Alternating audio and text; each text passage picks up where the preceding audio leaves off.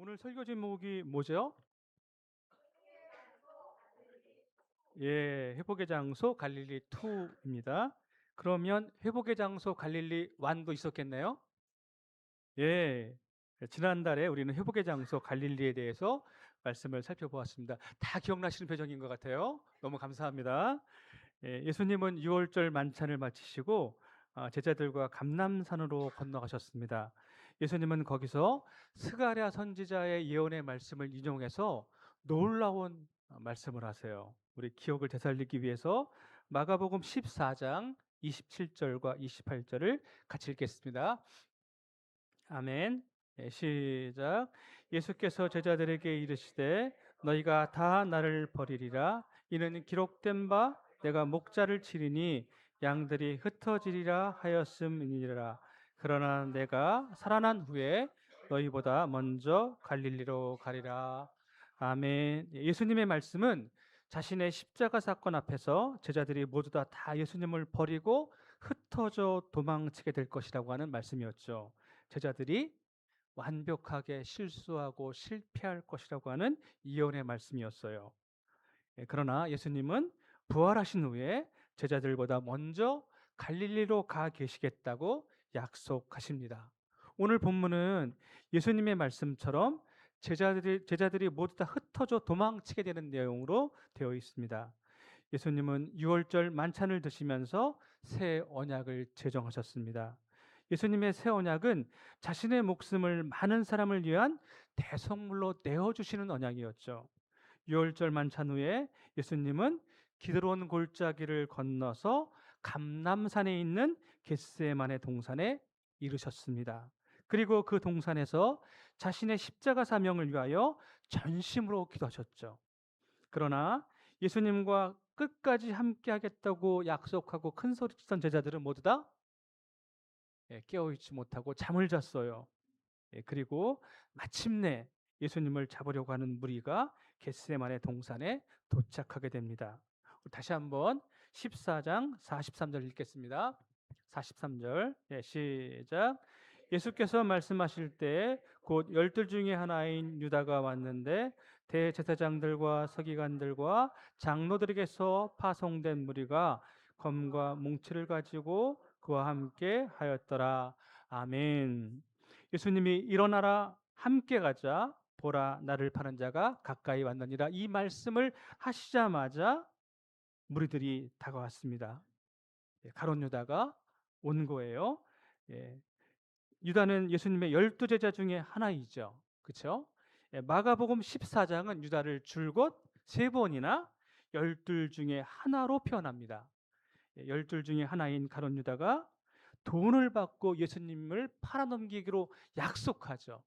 12 중에 하나인 가롯 유다가 예수님과 빵을 같은 그릇에 있는 소스에 손을 넣어서 찍어 먹는 거예요.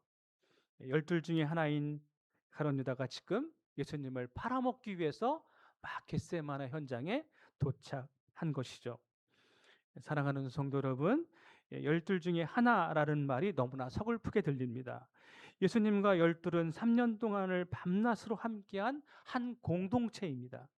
12은 갈릴리에서 하나님 나라를 함께 꿈꿨던 사람들이죠. 그런데 이제 12 중에 하나인 유다가 예수님을 팔아넘기기로 합니다. 너무나 큰 충격이 아닐 수 없습니다. 가룟 유다는 돈과 권력을 탐하는 사람이었습니다. 하나님 나라의 꿈과 비전을 버리고 세상 나라를 바라본 사람이에요. 지금 예수님은 세상 나라를 바라보는 가룟 유다의 큰 배신 앞에 서 계신 것이죠. 그 배신은 어느 누구도 당해본 적이 없는 가장 크고 치명적이고 가증스러운 배신이었습니다. 가룟 유다와 함께 온 사람들이 있었습니다. 누구입니까? 누구죠? 대제사장들과 서기관들과 장로들에게서 파송된 무리가 왔죠. 그 무리는 대제사장들과 서기관들과 장로들의 하수인들이죠. 그들은 성전 경비대 원들이에요. 성전 경비대. 여러 번 말씀드렸지만 대제사장들과 서기관들과 장로들은 예루살렘에서 가장 힘이 센 권력가들이에요. 그들이 소위 사내들인 공회를 이루었던 구성원들이 되는 거죠. 이 사내들인 공회는 예수님 당시에 유대인 공동체의 사법적이고 정치적이고 종교적인 최고 권력 기관이었어요. 그들은 세상 권력에 취해 있던 사람들이었습니다. 그러니 온 우주의 왕이신 예수님이 이 땅에 오신 것이 별로 기쁘지 않습니다. 그들은 늘 예수님을 경계했고 의심의 눈초리로 예수님을 바라보았습니다. 자신의 권력을 빼앗기고 싶지 않은 것이죠. 결국 그들은 예수님을 잡아 죽이려 합니다. 예수님이 비유로 말씀하신 것과 같이 그들은 악한 농부들이 포도원 주인의 아들을 죽여 포도원 밖으로 내던지는 것과 같은 그러한 사람들이었습니다. 그들은 하나님 나라가 아니라 세상 나라를 세우는 건축가들이었죠. 그래서 참된 모퉁이 돌 되시는 예수님을 가치 없다고 죽여 밖으로 내던진 사람들이에요. 하지만 하나님은 세상의 건축자들이 버린 돌을 하나님 나라의 모퉁이 돌이 되게 하시죠. 사랑하는 성도 여러분, 돈과 권력을 탐하는 사람은 하나님 나라에 어울리지 않습니다. 예수님이 가르쳐 주신 하나님 나라가 아니라 세상 나라를 바라보는 사람은 예수님과 어울리지 않는 사람들이죠. 그들은 예수님을 배반하고 배척하고 결국은 십자가의 죽음으로 넘겨주는 사람들입니다. 그들은 예수님과 전혀 어울릴 수 없는 사람들이죠. 예수님을 잡으려는 그들의 계획은 치밀하고 완벽해 보입니다. 우리 44절부터 46절까지 말씀 같이 읽어요. 시작. 예수를 파는 자가 이미 그들과 군호를 짜 이르되 내가 입 맞추는 자가 그이니 그를 잡아 단단히 끌어가라 하였는지라. 이에 와서 곧 예수께 나와 랍비어 하고 입을 맞추니 그들이 예수께 손을 대어 잡건을. 아멘. 그들은 뭘 짰다고요? 군호. 43절 44절 넘겨주세요. 44절 넘겨주세요. 그들은 군호를 짰죠. 군호가 뭐죠? 사전에 합의된 신호죠. 신호. 군대 갔다 오신 분들은 다 아시죠? 그들의 군호가 뭐였죠? 입맞춤이었어요. 가룟 유다는 내가 입맞추는 자가 바로 예수니 그 사람을 단단히 붙잡아서 끌어가라고 이렇게 군호를 미리 짜놓았습니다. 입맞춤은 환대와 우정의 표식이죠. 가족 간의 사랑과 애정의 표식이에요. 가룟 유다는 이 환대와 우정 그리고 사랑의 표식인 입맞춤을 통해 뭐 하고 있는 거죠? 철저하게 자신의 스승인 예수님을 배반하고 있는 것이죠. 그러니 그의 입맞춤은 정말 지저분하고 가증스러운 입맞춤이죠. 예수님은 지금 가장 잔인한 배신의 한복판에 서 계신 것입니다. 유다는 미리 짜놓은 군호에 따라 예수님께 나와 랍비어 부르면서 입을 맞춥니다. 그리고 유다의 군호를 보고 무리는 그들의 손을 대어 예수님을 단단히 붙잡게 됩니다. 그들의 계획은 완전했죠. 그들의 군호도 완벽했습니다. 예수님을 붙잡는 일은 한치의 실수도 없이 완전하게 성공하는 것이에요. 어떻게 예수님을 붙잡는 일이 이렇게 한치의 오차도 없이 가장 쉽고 완벽하게 성공할 수 있단 말입니까? 사랑하는 성도 여러분, 그러나 그것이 하나님의 계획 안에 있다는 사실을 기억해야 합니다. 오늘 본문 49절 하반절에 그러나 이는 성경을 이루려 함이니라 이렇게 말씀하죠. 그러니까 악인들은 완벽한 악행을 계획하고 그것을 끝내 이루지만 하나님은 그들의 악행을 최고의 선으로 바꾸시는 능력과 지혜의 하나님이 되시는 것이죠. 그렇게 믿으십니까? 세상의 권력자들은 예수님을 죽이려는 악행을 계획하고 그 계획에 성공했습니다. 하지만 하나님은 그들의 악행을 선으로 바꾸시죠. 예수님의 죽음을 세상을 구속하는 대속의 죽음으로 바꿔 놓으시는 것이죠. 사랑하는 성도 여러분, 그러니 하나님을 경외하며 하나님을 신뢰하며 사는 우리 성도들은 세상 일에 염려하거나 걱정할 필요가 없습니다. 세상의 모든 악행과 장애와 장벽을 하나님은 우리를 위한 완전한 선으로 바꿔 주시는 하나님이에요. 그것이 하나님의 지혜이고 능력이죠. 그렇게 믿으시기를 축복합니다. 아멘. 무리가 예수님을 붙잡자 작은 충돌 하나가 있었습니다. 우리 47절 읽을까요? 47절. 아멘. 시작. 곁에 서 있는 자 중에 한 사람이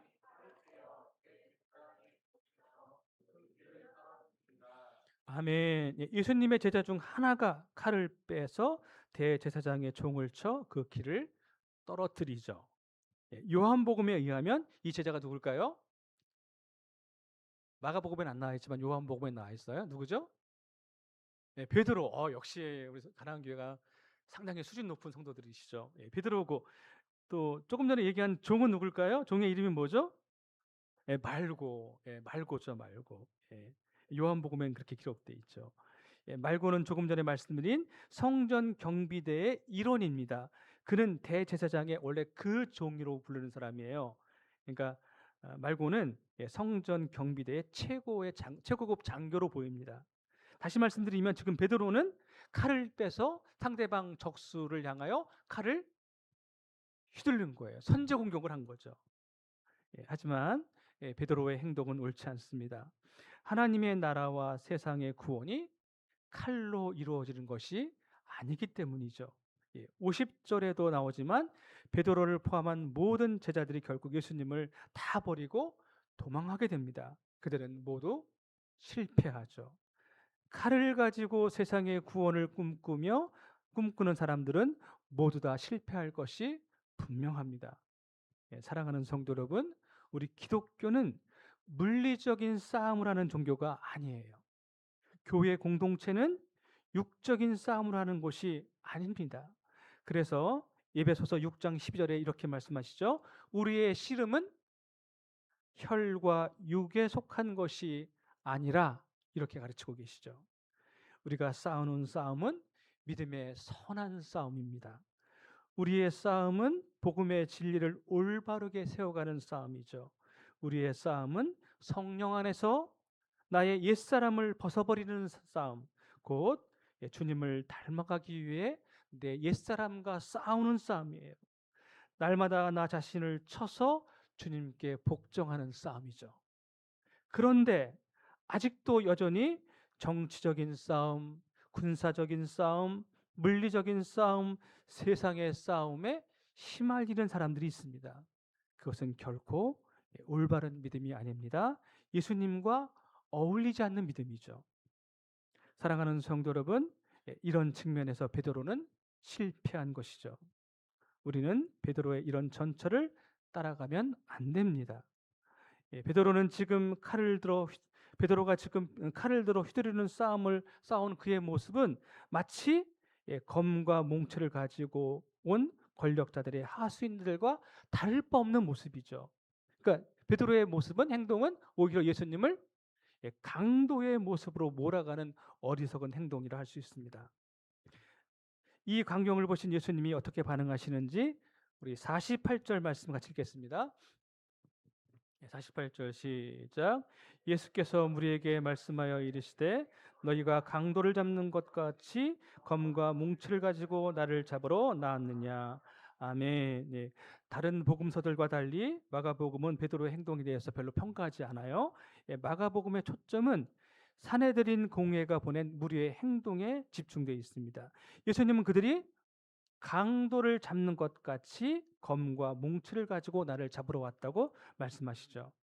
그렇습니다. 사내들인 공회가 보낸 무리는 예수님을 강도 잡는 것 같이 잡으려고 했습니다. 그래서 그들이 뭘 가져왔죠? 검과 뭉치. 뭉치가 뭐예요? 뭉치는 단단한 나무 몽둥이를 말하는 거예요.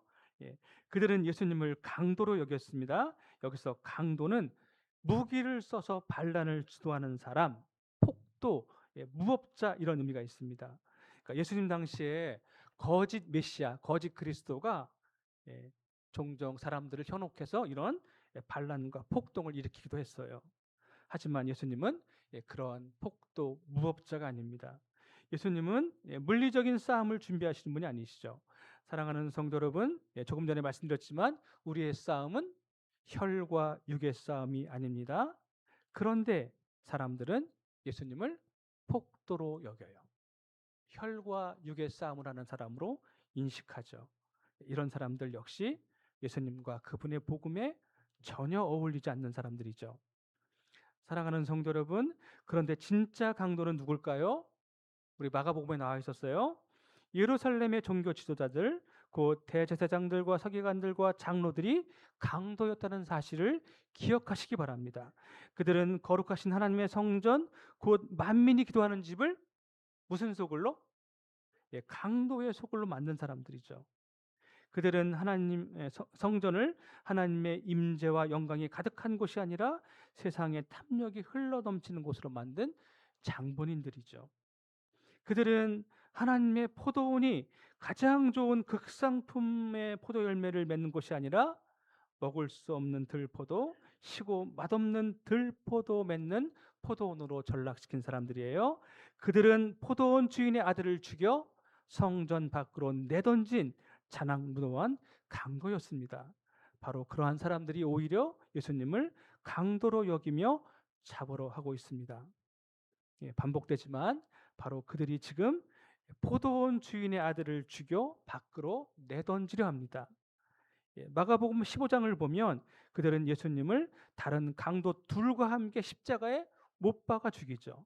그러니까 예수님의 죽음은 강도, 즉 무법자의 죽음과 같은 것이었습니다. 하지만 예수님이 무법자와 같이 죽임을 맞는 것은 무엇을 이루려 함일까요? 성경 말씀을 이루려 함이죠. 이사야 선지자는 이렇게 말씀하고 있어요. 잘 들어보시죠. 그는 강포를 행하지 아니하였고 그의 입에 거짓이 없었으나 그의 무덤이 악인과 함께 있었다. 이렇게 예언한 바 있죠. 사랑하는 성도 여러분, 예수님은 세상 사람들로부터 강도처럼 취급을 받으셨습니다. 하지만 예수님은 이에 대해 어떠한 물리적이고 군사적인 대응도 하지 않으십니다. 예수님은 물리적 싸움, 군사적 싸움을 하러 오신 분이 아니기 때문이죠. 그렇다면 세상을 대하는 예수님의 무기, 우리의 무기는 무엇이 될까요? 우리 49절 말씀 읽겠습니다. 시작.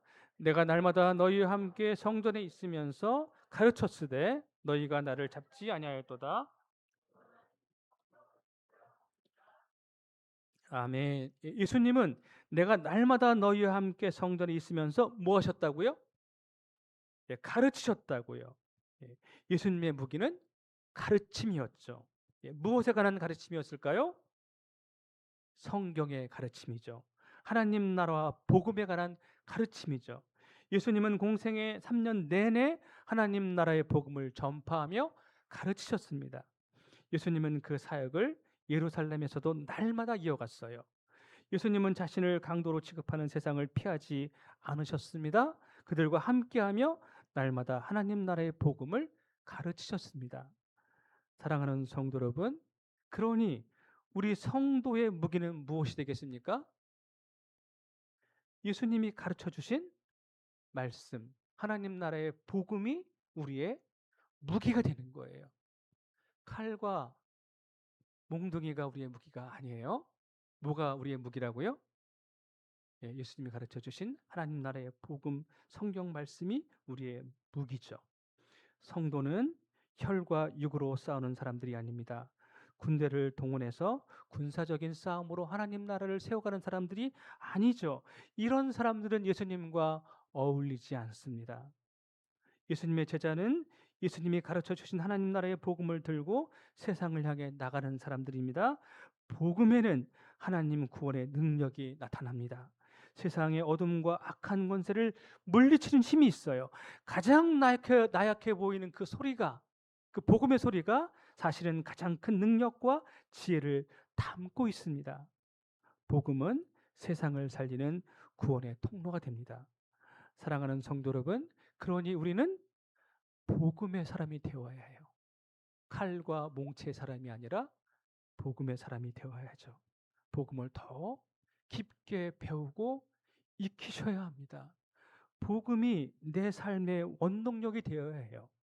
복음으로 나의 삶이 날마다 변화되어야 되는 것이죠. 그리고 그 복음을 들고 세상으로 날마다 나아가야 합니다. 사랑하는 성도 여러분, 여러분이 복음의 사람이 되었으면 좋겠어요. 죄송한데 아직 안 되신 것 같아요. 그렇게 되셔야 합니다. 우리 교회 공동체가 복음의 공동체가 되었으면 좋겠습니다. 그래서 여러분의 삶과 우리 교회 공동체의 사역에 폭발적인 구원과 회복의 역사가 드러났으면 좋겠어요. 그렇게 되기를 축복합니다. 아멘.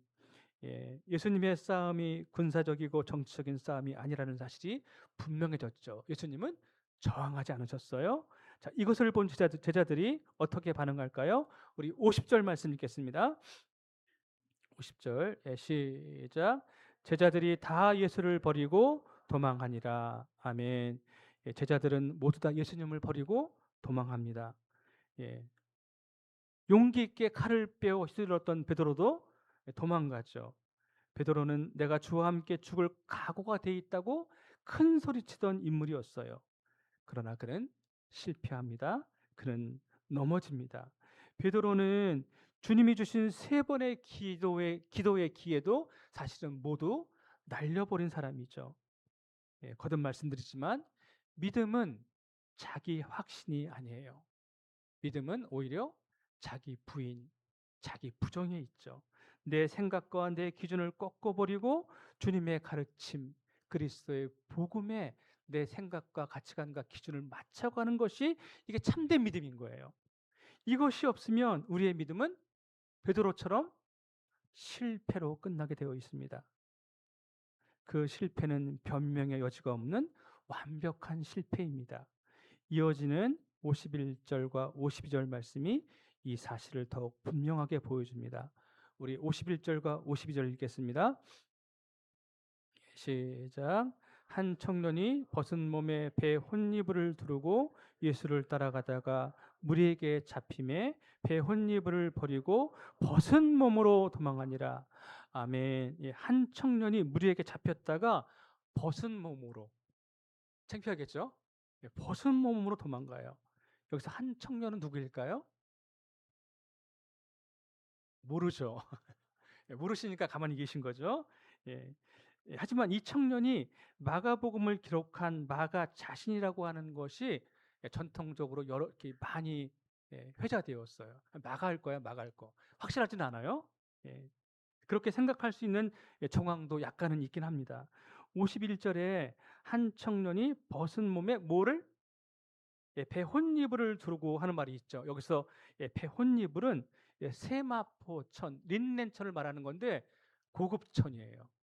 그러니까 일반 서민들이 입는 그런 속옷이 아니고 부자가 입는 고급 천인 거죠.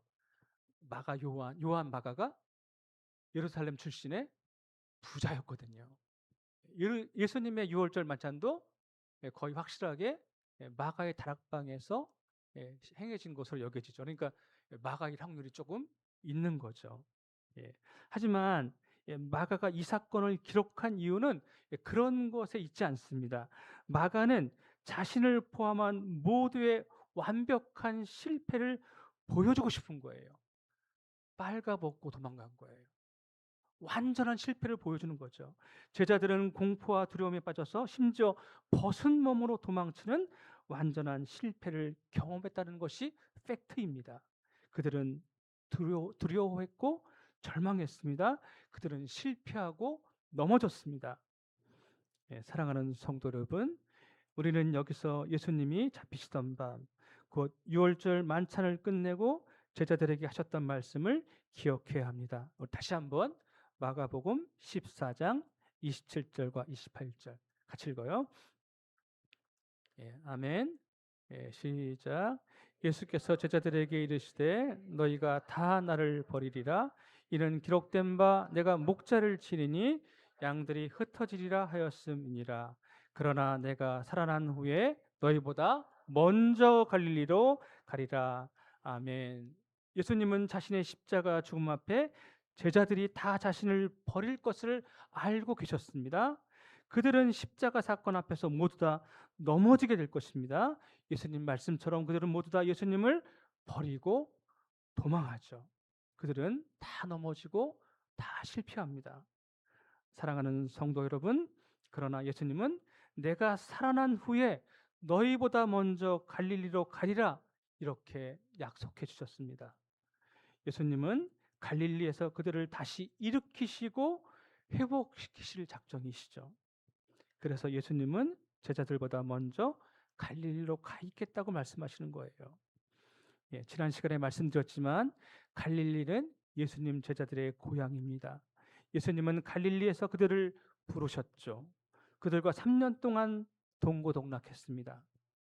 예수님과 제자들은 3년 동안 하나님 나라를 꿈꾸며 그 나라를 소망하며 살았습니다.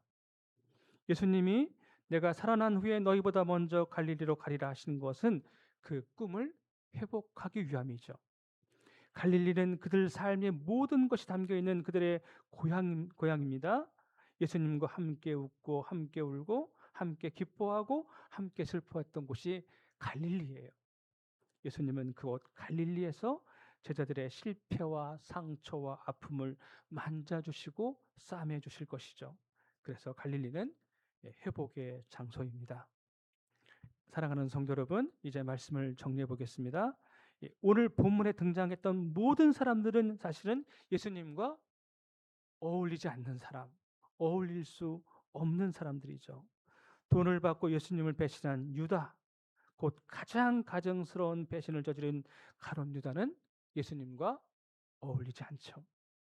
대제사장들과 서기관들과 장로들은 세상의 권력과 탐심에 치여 있는 사람들이죠. 이런 사람들 역시 예수님과 어울릴 수 없습니다. 그들이 보낸 무리, 곧 성전 경비대는 물리적인 싸움으로 예수님을 제압하려고 합니다. 그들은 예수님을 강도로 여기죠. 육과 혈의 싸움, 곧 그리스도를 정치적이고 군사적인 그리스도로 생각하는 사람들은 예수님과 어울릴 수 없습니다.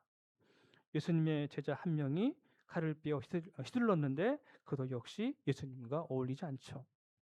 사랑하는 성도 여러분, 예수님의 십자가 앞에서 제자들은 모두 다 도망치죠.